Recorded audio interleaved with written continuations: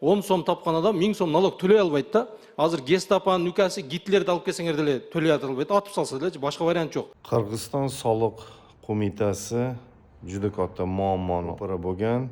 O'zbekistonga sotilgan barcha chorvalarga kimdan soliq undirish kerak? Dehqonlardan sotib olib, O'zbekistonga yetkazgan o'rtakash dallollardanmi yoki ular yetishtirgan dehqonlardanmi? Shu masala hozir hukumatda yechilmoqda ekan. Бұл жерде отырған мырзалар, бұлар алып сатарлар. Диханнан сатып алды малды, Өзбекстанға алып шықты. Жардан бердік, аларын маған алып шығып бердік деп отыр, логистика қылдық деп отыр. Бирок мыйзамда чыгып атканда декларация толтурулат. Бүгүнкү күндө Дордойдун ишкерлери мындай айтканда салык кызматына Минэкономго ушу ыраазычылык билдирип атат, потому что бүгүнкү күндө ишкерлер өз ыктыяры менен өзлөрү жанагы коюлган ставкалар менен өзлөрү тандап бүгүнкү күндө мурда канча 500 миллион сом төлөшө элек, азыркы күндө ишкерлер өзүнүн тандоосу менен 1,5 миллиардка чейин мына салык төлөмүн көтөрдү ошол жак жагынан. Анан мен тактоо иретинде могу жерде ишкерлер отурат, фермерлер отурат. Ошо фермерлердин тагдыры азыр мен түшүнбөй калдым да, бул суроо жооптончу. Фермерлерди кандай бул маселени кандай чечесиңер, ошону бир конкреттик түрдө экинчи, үчүнчү окууда азыр кетип калат могу мыйзамчы. Ошонун акыркы варианты могу ишкерлерди канча бул жеке эле бүт эле 3 региондон келип тур, бул бүт Кыргызстан боюнча. Мисалы бир кыргыз жөнөкөй эле карапайым кыргыз бир 3 коюн багып турчу, анан алып барып туруп бул ушул уларга эле тапшырып берет, сатып бергениң депчи. Ошондо болгон мукташтарды бир азыртадан мыйзам кирип атканда чечип берип койсок жакшы болот эле да.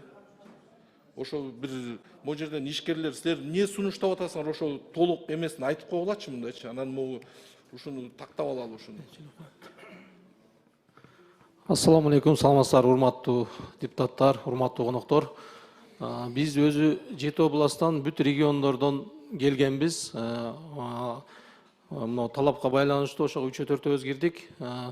Негизи Кыргызстан 80% тоол аймак мал чарбачылык багытта, 80% мал чарбачылык. Азыркы мондой негизи мондой нерсе менен кете турган болсок, эми эл деле азыр мал бакпай коет, негизичи. Малды бакпай, малды бакканды мына биз билебиз да, мал бакканчы.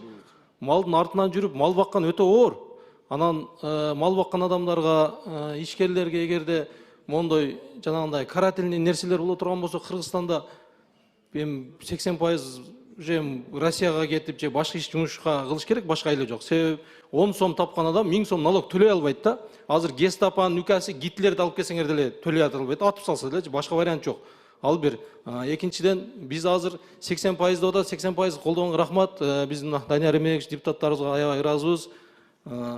Ошол 80% келсин, бирок ошол эле учурда 2 сом же, например, 2-3 доллар көргөн пайданы 50 доллар налог чыгарып же 100 доллар деп жазып койгон болсо, ал 80%дан деле көбөйүп кете берет, кайрачы төлөмүчү. Төлөм ошол эле калып калат, 80% кечти деген гана ат болуп калат да. Ошого биз айтканыбыз, биз бул жерде эшкерлер эч ким налогтон, жанагы немеден кирешеден алган налог төлөп жүргөнбүз, төлөп келатабыз, дагы деле төлөп атабыз. Подоходный колубузда адамдар иштейт, ондогон ошол айыл жерлерден келиндер уйсап иштейт. Ошол жерде карапайым элдин малчыны билесиңер да, малчы негизи азыр табыш эле кыйын болуп калды, малчычы. Малчыны издеш бир өзүнчө бир проблема, малды багыш бир проблема, аны сатыш проблема. Мондой болуп туруп, мамлекеттен келип маселелер жайылып турган болсо, негизи билбедим мен, бу азыр ушул эгерде ушундай таризде кете турган болсо, малчы деле калбай калат окшойт, баарыбыз деле бир башка биз неме кылат окшойбуз. Ошого айтканым, азыр биз кирешеден төлөйүн деп атабыз, биз кирешеден төлөйлү деп атабыз, кирешеден качпайбыз, төлөп атабыз, ошо кирешеден алса жакшы болот деди. Жалпы суммадан алып коюп атышат да азырчы, жалпы суммадан алып койгон ушундай болуп калды. Анан, например, Өзбекстанга ушул бир маалымат катары айтып коеюн. Өзбекстанга 1 айлык торпоктон 6 ай, 7 айга чейин көп кетет 80%. Себеп неге? Бизге караганда ал жерде чөп система, сило система, илгерки союз кылган чөп арзан, жем арзан, анан малды баккан кызмат арзан. Ошон үчүн майда малдар гана кетет. Например, чоң эти бар малдарды алып барса, ал жерде актабайт эч качан Өзбекстангачы. Анан ошол эле учурда бизде ошол 200 доллар, 300 доллар малдардын ценасы жазылган ошол акы жазылган ошону азыр средний стоимость 100 000 сом кылып коюшу мүмкүн. 65 000, 100 000ге чейин кылабыз деп аткан азыр үкчө орган. Уже кеткен ал 20 000 сом, 30 000 сом торпокторду 100 000 кылып жазган болсо онда түшүнбөй атам да, кандай болуп калат. Булар эгер ошондой кылып жазабыз десе, уже 65 000, 65 000ден баштап деп уже жазып чыгарыптыр ужечи.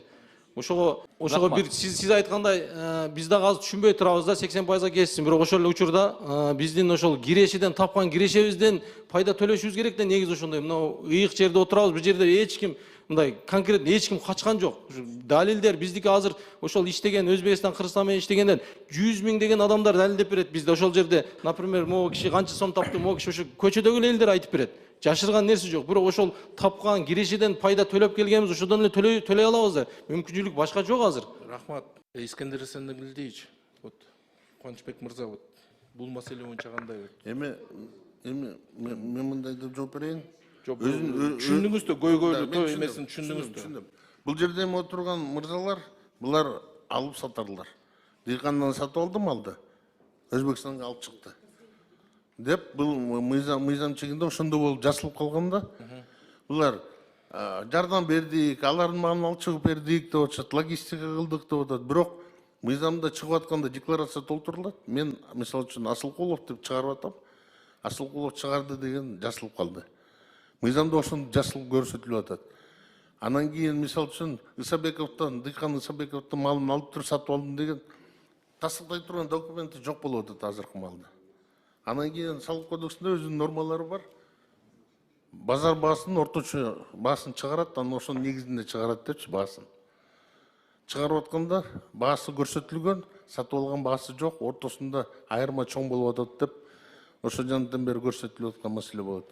Эми мен аны түшүнүп атам. Ар бир жаран эки кою бар, анан бир торпогу бар киши Өзбекстандан партнер истебейт. Истегенде ушу базарда ушу ортодогу, буларды ортомчу деп коюш керек. Булар посредник эмес, бул ортомчулар келип сатып алып туруп өздөрүнүн тетиги эмеси менен иштеп аткан эмеси менен келип туруп, булар алардан алып туруп анан тияка төлөмүн тиги Өзбекстанга топтоп туруп которушат да, антпесе да болбойт. Эми мындай болуп атпайбы? Мыйзам чегинде санап берди да. Ошондон пенясын дагы, санкциясын дагы албай эле, кече эле основной суммасын мынакей сунуш кылды эле, 80% салык кызматы 50% деди эле, 80% кечели деген сөз. Дегенге макул десек, ошого да анан 20% анын арда көп дегендей көтөрүп атышканда анан кандай? Искендер Эсендигилдиевич, бул жерде башка маселе болуп турат. Мейли, бүгүн силер чечесиңер буну. Эртеңки күн кандай болот? Булар кандай төлөйт? Эртеңки күнү эми мыйзам чегинде эми Кайра эле жылдын аягында кайра эле булар карыз менен келет. Жок, мындай да, Данияр Мек, эми ар бирөөбүз эле бир нерсени сатып алып аны сатат да, мисалы үчүн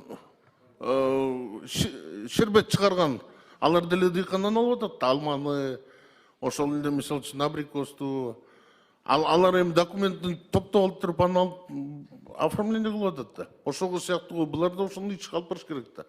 Болбосо биздин сок чыгарган заводдордун баары тең эле андан кийин ошончо көп акча төлөп атат дейсиздерби?